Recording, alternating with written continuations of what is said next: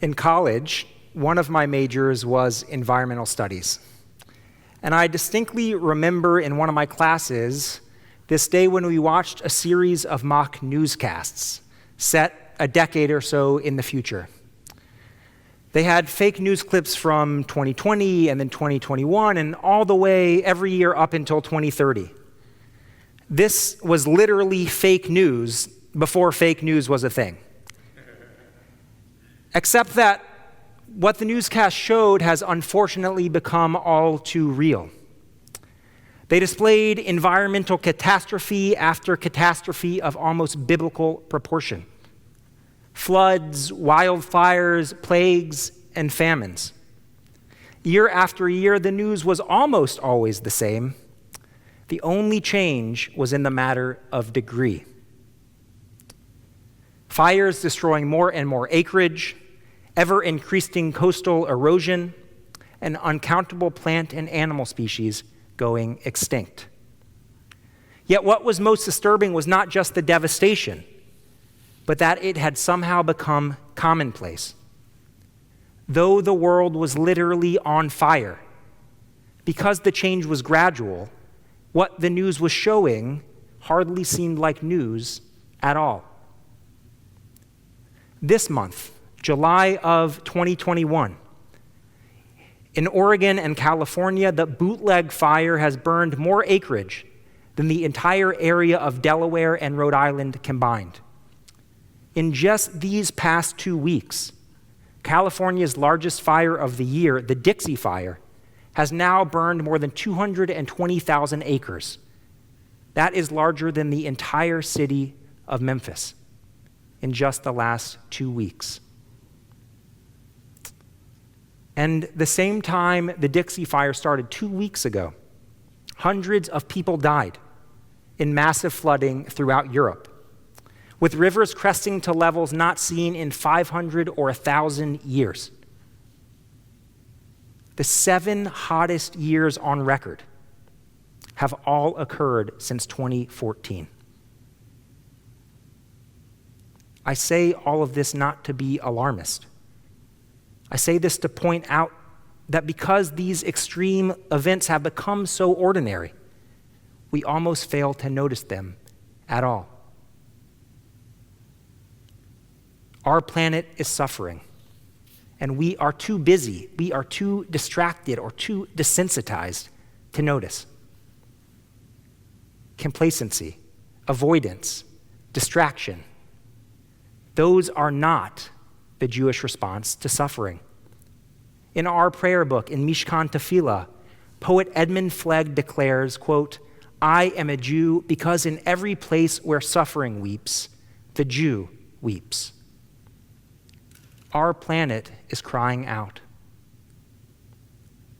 This week, our Torah portion, Akev, teaches how we Jews must respond in the face of suffering.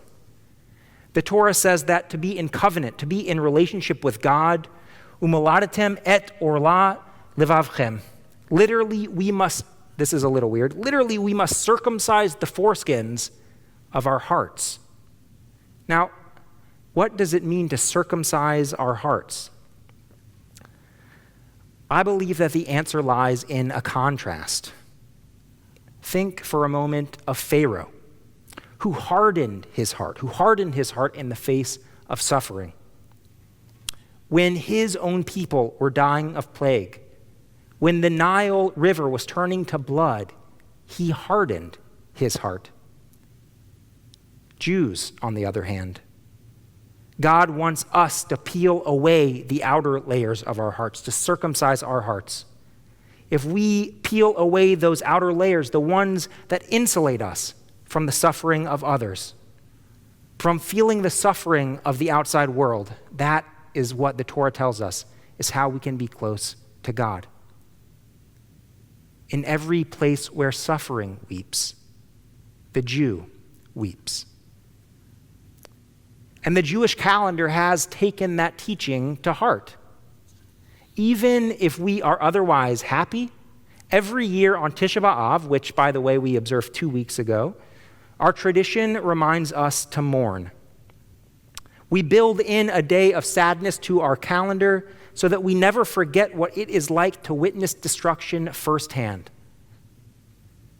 On Tisha B'Av, we traditionally sit on the ground on Erev Tisha B'Av, and we read the book of Lamentations, Megillat Eicha, which depicts the first temple's destruction in, unfortunately and excruciatingly gory detail. It reads, Al Eila ani bochia, for these things I weep. Mothers bemoaning their lost children, orphans in search of their parents, people starving in the streets. We read this every year. As Jews, we don't shy away from suffering. We remember it. We confront it. We weep over it. But the thing is that since this destruction, the destruction of the temple, happened so long ago, this holiday can be challenging for us as modern Jews. It's not so easy to find meaning in something that happened 2,600 years ago. So last year, Rabbi David Seidenberg, author of a wonderful book called Kabbalah and Ecology, framed Tisha B'Av around another destruction, one that hits a little closer to home. He wrote, Al Eila anu bochim, for these we weep, for the Amazon, the lungs of the world, and the greed that goads people to burn the jungles. Eila anu bochim, for these we weep. For the redwoods clear-cut, and for their multitudes of species that have lost their homes, Al Eila anu bochim. For plastic found in the deepest ocean and upon the highest mountain, and for the throwaway culture that devalues everything in our lives. Al Eila anu bochim, for these we weep. For the undiscovered species whose lives will blink out without our ever knowing them, and for the loss of wisdom, truth, and beauty that each one embodies on this planet. Al Eila anu bochim. I could go on, and I'm happy to share a full copy of this. Just send me an email. And yet, though anu bochim, though we weep, as Jews, we must not stop there. Our tears must lead us to action. And in our Torah portion this week, handed down thousands of years ago, our Torah recognizes that our action, that human action, impacts the world around us. Our Israelite ancestors who lived directly off the land, they had no choice but to be attuned to this, to the delicate balance of our natural ecosystems. In our Parsha, God tells the Israelites that the land of Israel would be ecologically different than what they were used to in Egypt. Rabbi Seidenberg, whose prayer I read just a moment ago, teaches that in Egypt, our Israelite ancestors, they had no need to worry about water for irrigation. The Nile provided ample water that the Israelites could pump as needed to water their crops. But this system of irrigation, it depended on Israelite labor to pump the water. The Israelites actually had to do something to pump the water. On the other hand, the land of Israel, according to the Torah, would be different. In Israel, which if you've been, you know it has very few sources of fresh water. In Israel, God promised to provide water for the Israelites as rain. The Torah reads, "For the land that you are about to enter and possess is not like the land of Egypt from which you have come. There the grain you sowed had to be watered by your own labors, like a vegetable garden. But the land you are about to cross into and possess, a land of hills and valleys, soaks up its water from the rains of heaven." Whereas there was ample water in Egypt, always, in Israel, God would provide the rain. And yet, that rain was to be conditional. What did it depend on? The rain would come only if we acted morally, if we followed the mitzvot. Only if we followed the mitzvot would God provide water for the land. And unlike in Egypt, where we could take the ecological health for granted, in Israel, it would depend on our actions. The Torah says, V'haya im shomea tishma'u el mitzvotai asher anochi mitzaveh etchem hayom lahava et Adonai Elohechem u'avod bechol levavchem uvechol nafshechem. If you obey my commandments, if you love God and serve God with all your heart and all your soul, then I will grant rain for you in your season, the early rain and the late rain. But there's a catch. God says, take care not to be lured away to serve other gods and to bow to them. For God's anger will flare up against you, and God will shut up the skies so that there will be no rain, and the ground will not yield its produce. And you will soon perish from the good land that Adonai is assigning to you.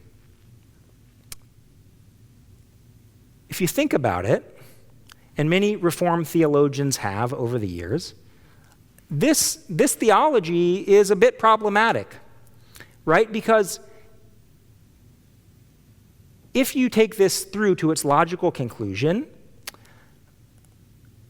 if God rewards the good and punishes the bad, that's what the Torah is saying. If we do good things, we will have rain. If we do bad things, we won't.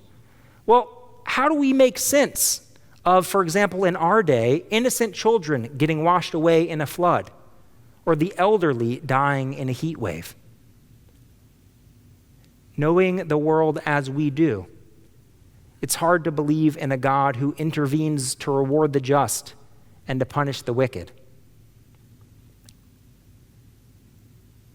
God will most likely not intervene to save this planet. Yet, as our Torah teaches, the environment does depend on our actions. God needs us to be God's partner in repairing the world. So let us take the first step and soften our hearts. May we not stand idly by and barely notice as our sacred planet, our only home, is in flames. Or ever suffering weeps, the Jew weeps.